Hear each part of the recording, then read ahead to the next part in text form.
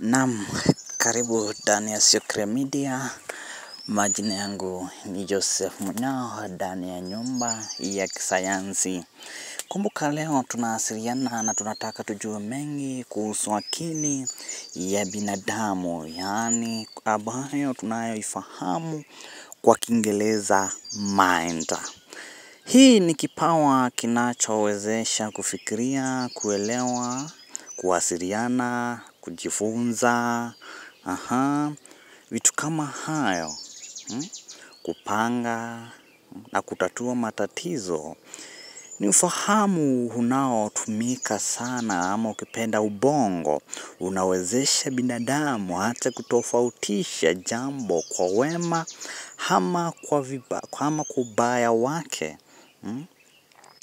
Upande wa maadili na hatimaye kumuongoza katika kufanya maamuzi kwa kutumia hiari yake.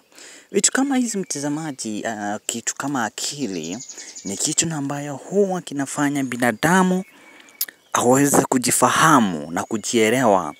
Juu usipokuwa na akili, yaani akili yako ni kama internal memory. Bila hiyo huwezi fanya chochote na huwezi fikiria chochote na huwezi hata kujielewa chenye unafanya. Unaona?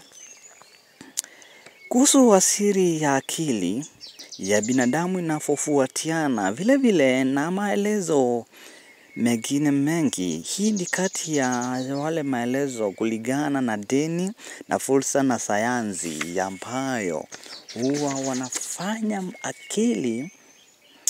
Nataka uweze kuelewa kwa makini. Akili inakuanga kwa kichwa yako. Na akili ndio inafanyanga ufanye mambo mengi. Na jambo moja la msingi ni kuelewa kama akili hiyo ya pekee inategemea tu ubongo aliokuwa sana katika binadamu.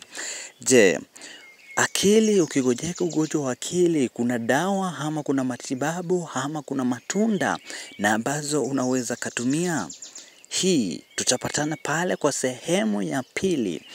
Sehemu ya pili tutakuwa tunaelezea ama nitakuwa nikikuelezea zile jambo na ambayo vitu na ambazo unazozitumia.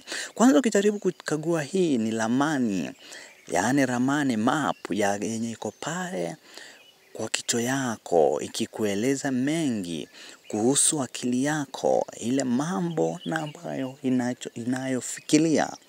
Mambo kama hii nitakuwa nikikuletea hapa ndani ya Secret Media Original Channel, nyumba ya kisayansi.